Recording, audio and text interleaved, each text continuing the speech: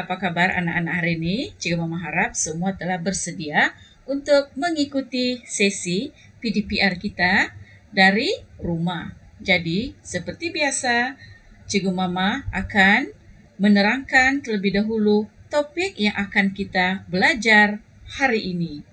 Boleh? Jom kita teruskan kelas kita yang seterusnya. Baik anak-anak, hari ini seperti biasa kita belajar dalam unit 15. Okey, dalam unit 15, indahnya seni budaya kita. Kemudian aspek tata bahasa yang akan kita belajar ialah ayat perintah. Kemudian tajuk kecil kita ialah Kampung Budaya Mari-Mari. Dalam muka surat 15, kemudian standar kandungan kita hari ini atau SK ialah 5.3, yaitu memahami dan membina ayat mengikut konteks. Sementara itu, standar pembelajaran kita ialah 5.3.1, yaitu memahami dan membina ayat mengikut konteks dalam Roman 2 ayat perintah. Jadi di hujung PDPR kita, harapan Cikgu Mama ialah pada akhir pembelajaran, murid akan dapat membina ayat perintah. Boleh? Baik. Okey, anak-anak, seperti yang Cikgu Mama katakan tadi, hari ini kita akan belajar dalam buku teks Bahasa Melayu tahun 3 untuk jilid 2, iaitu halaman 17. Halaman 17, iaitu ayat perintah dengan tajuk kecil Kampung Budaya Mari-Mari. Kampung Budaya Mari-Mari ini sebenarnya anak-anak terdapat di negeri Sabah, yaitu di daerah Inanam, Kota Kinabalu, Sabah. Kemudian jangan lupa baca info bahasa yang juga terdapat dalam teks muka surat 17 ini. Dan dalam masa yang sama, setelah kamu habis baca, lengkapkan dialog itu secara lisan. Boleh? Jadi, kita pergi ke penerangan yang seterusnya. Baik anak-anak, sebenarnya dalam ayat perintah terdapat 4 jenis ayat. Yang pertama, tengok yang pertama ya, yang di atas ini, yaitu ayat suruhan. Apakah pula ayat suruhan? Ayat suruhan ini dia merupakan ayat yang menggambarkan atau memberi perintah atau larangan Boleh guna partikel lah. Apakah itu partikel lah? Nanti kita akan jumpa pada ayat yang seterusnya. Dan subjek kata ganti nama orang kedua biasanya digunakan juga dalam membina ayat suruhan ini. Namun juga masih boleh digugurkan, maksudnya ditiadakan. Antara kata ganti nama diri kedua yang biasa diguna ialah awak, kamu, dan engkau. Ya, itu antaranya. Kemudian ayat perintah yang kedua, yaitu ayat larangan. Tujuannya untuk menegah seseorang atau menghentikan seseorang daripada meneruskan berbuat sesuatu. Sebenarnya ini biasa kita guna hari-hari. Ya, dan boleh juga menggunakan partikel lah. Tujuannya untuk melembutkan lagi ayat larangan yang dilafazkan atau disebut ketika itu. Boleh juga menggugurkan subjek kata ganti nama diri yang kedua. Ya, dan biasanya kata larangan yang selalu kita dengar seperti jangan, usah, tak usah. Bagaimanakah ayatnya terbentuk? Kita akan lihat nanti. Ya, kita pergi kepada ayat perintah yang ketiga, yaitu ayat silaan. Apakah itu ayat silaan? Kita lihat penerangan Cikgu Mama. Tujuannya untuk mempersilakan seseorang atau menjemput seseorang, ya, dalam situasi tertentu. Dan juga boleh menggunakan partikel lah. Dan biasanya ayat silaan dan ayat permintaan ini membawa makna yang positif. Manakala ayat larangan biasanya membawa makna yang negatif. Oleh sebab itu, dalam ayat silaan dan juga ayat permintaan tidak boleh digabung adanya kata larangan di dalamnya. Ya, contohnya sila jangan ambil. Itu merupakan ayat yang salah, ya.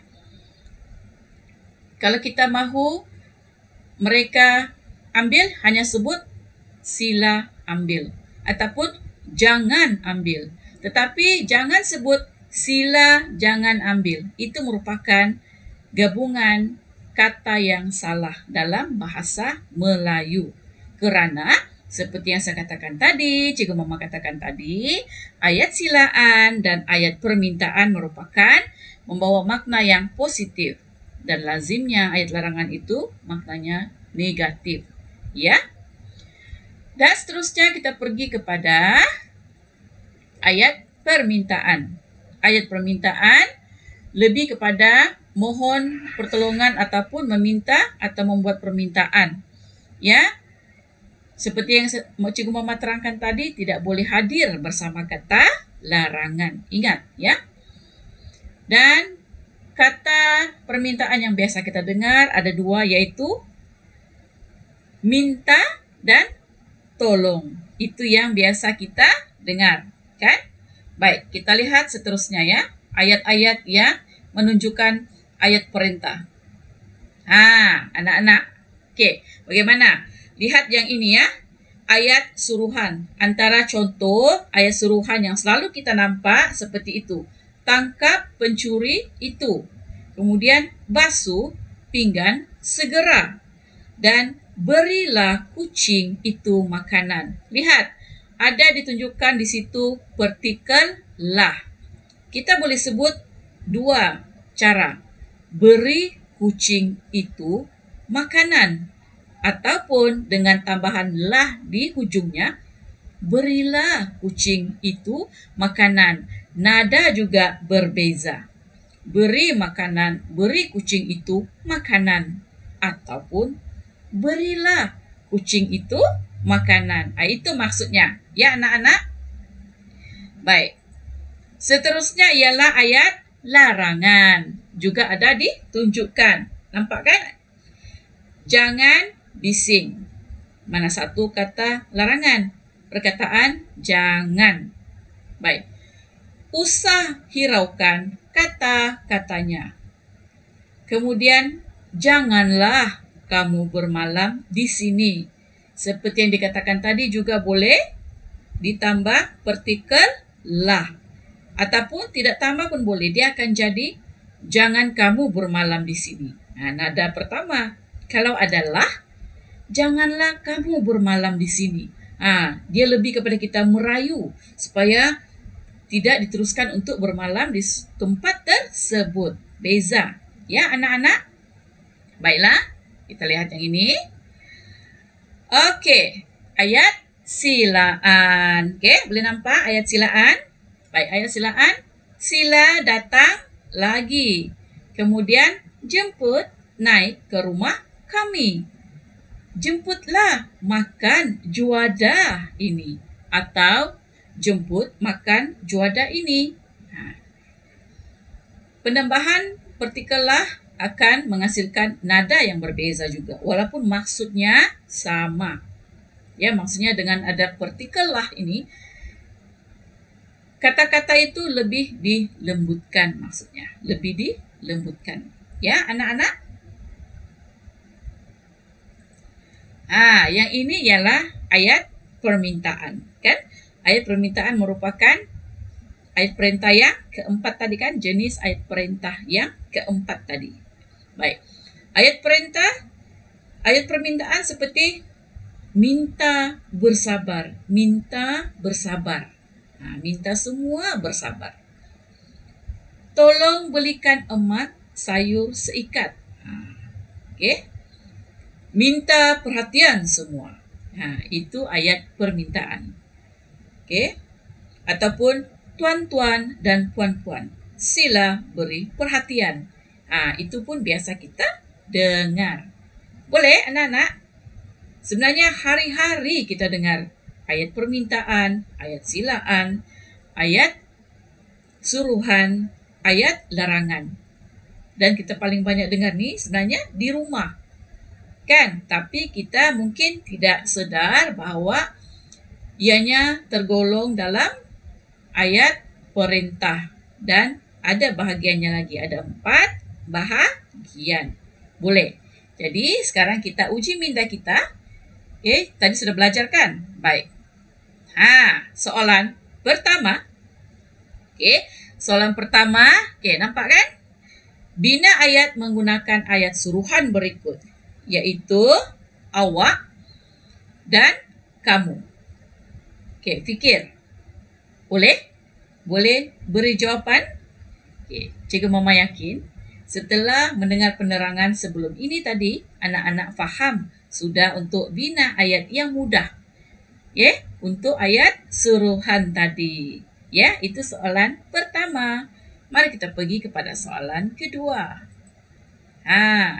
Soalan kedua pula ialah bina ayat menggunakan ayat larangan. Okey, contohnya kamu lihat ada jangan dan usah. Okey, untuk jangan dan usah. Boleh?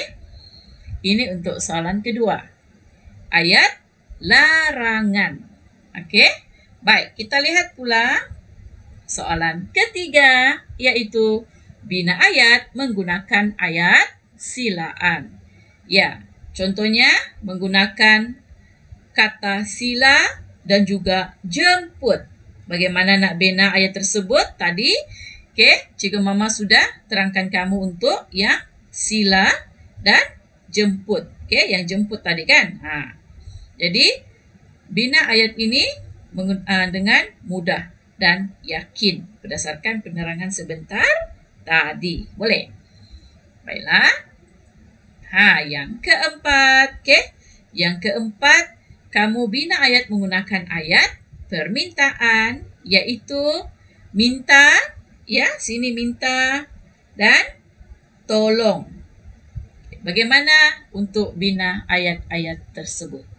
Okey.